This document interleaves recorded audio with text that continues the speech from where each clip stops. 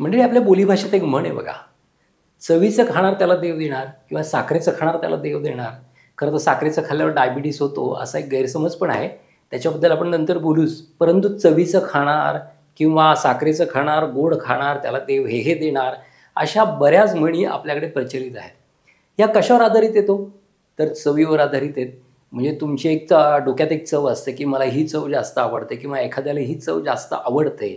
आणि मी मागच्या बऱ्याच व्हिडिओमध्ये चवीबद्दल थोडक्यात सांगण्याचा प्रयत्न पण केलेला आहे. कोणत्या चवी खायला पाहिजेत, कशा खायला पाहिजेत याच्याबद्दल थोडं वर्णन मी केलेलं आहे.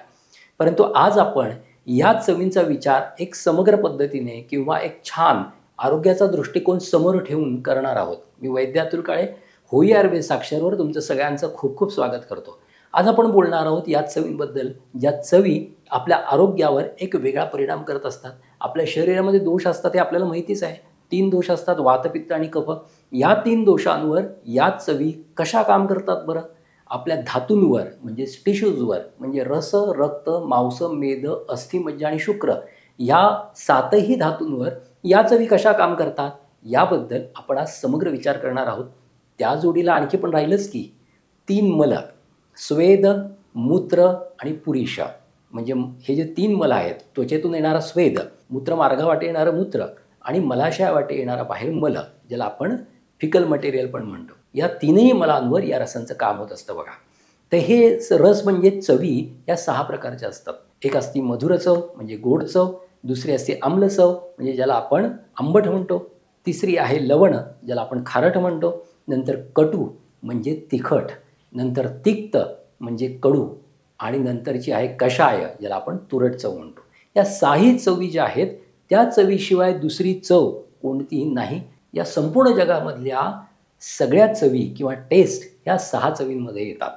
त्याचे परमिटेशन्स, कॉम्बिनेशन असू शकतात. खूप गोड, कमी गोड, खूप खारट अशा पद्धतीचे परमिटेशन्स आणि कॉम्बिनेशन असू शकतात. परंतु ह्या 6 चवींच्या व्यतिरिक्त कुठलीही चव नसते. आता आधुनिक शास्त्रामध्ये घेतलं तर ते तिखटाला तिखट म्हणत नाही तर हॉट म्हणतात आणि ती चव मानतच नाहीत. परंतु आयुर्वेदामध्ये कषाय आणि कटू म्हणजेच तुरट आणि तिखट यांना चवी मानली आहे. परंतु कषाय आणि तिखट ह्या चवी आधुनिक शास्त्र मानत नाही, हे कधी लक्षात ठेवा. परंतु आयुर्वेद या 2 चवी मानतात आणि त्याचे आपल्या शरीरात परिणाम काय होतात हे आपल्याला सांगतात. तर पहिल्यांदा आपण बघूयात ह्या 6ही चवींचा परिणाम आपल्या शरीरातल्या दोषांवर कसा होतो ते. तर पहिल्या 3 चवी ज्या आहेत म्हणजेच गोड, आंबट आणि खारट, ह्या 3 चवी आपल्या शरीरामधला कफ वाढवतात. नंतरच्या 3 चवी कटू, तिक्त आणि कषाय ह्या 3 चवी आपल्या शरीरामधला वात वाढवतात. नंतर आम्ल, लवण आणि कटू म्हणजेच आंबट, नंतर तिखट आणि खारट ह्या 3 चवी आपल्या शरीरातलं पित्त वाढवतात. आता बघू कोणत्या चवी कोणता दोष कमी करतात ते. तर मधुर, आम्ल आणि लवण ह्या 3 चवी आपल्या शरीरातला वात कमी करतात. नंतर कटू, तिक्त आणि कषाय ह्या 3 चवी आपल्या शरीरातलं कफ कमी करतात. नंतर कषाय म्हणजे तुरट, नंतर मधुर म्हणजे गोड आणि कडू म्हणजे तिक्त ह्या 3 चवी आपल्या शरीरातलं पित्त कमी करतात. लक्षात घ्या, म्हणजेच ह्या 6 चवी आपल्या शरीरातल्या प्रत्येक दोषावर व्यवस्थित काम करत असतात आणि वेगवेगळे दोष कमी जास्त पण करत असतात. तसं आपल्या या शरीरामध्ये जे 3 दोष असतात हे एकमेकांच्या साहचर्याने राहत असतात, तोपर्यंत सगळं व्यवस्थित चाललेलं असतं. परंतु एखादाच एकदम वाढला तर आपल्या शरीरात आजार होतात किंवा एखादा कमी झाला तरी आपल्या शरीरात आजार होतात.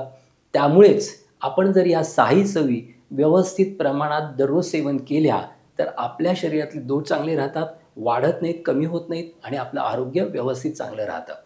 आता मधुर, आम्ल आणि लवण ह्या 3ही चवी आपल्या शरीरामध्ये भूक देतात, ताकद देतात, आपल्या शरीराला स्ट्रेंथ देतात आणि नंतरच्या ज्या 3 चवी आहे कटू, तिक्त आणि कषाय त्या आपल्या शरीरामधला वात वाढून आपल्या शरीरामध्ये कॅटाबॉलिझम वाढवतात.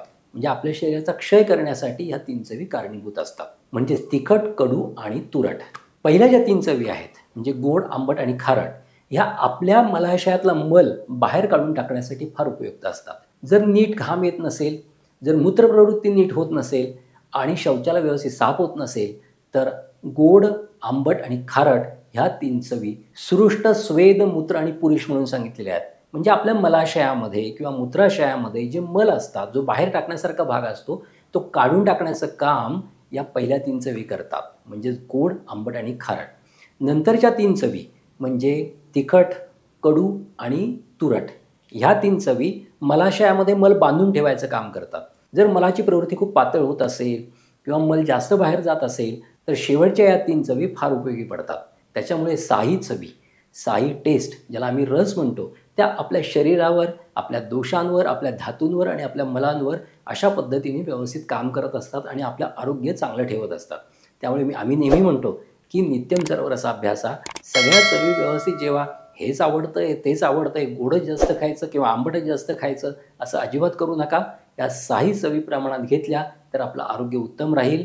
या 6ही चवींवरचा व्हिडिओ तुम्हाला कसा वाटला हे नक्कीच कमेंट बॉक्समध्ये कळवा. परत त्याआपण त्याच्याबद्दल जिथे जिथे गरज आहे तिथे बोलणारच आहोत. तुर्तास इथेच थांबणार आहोत आपण. पुन्हा भेटूयात एक नवीन विषय घेऊन. तोपर्यंत स्वस्थ राहा आणि मस्त राहा. धन्यवाद.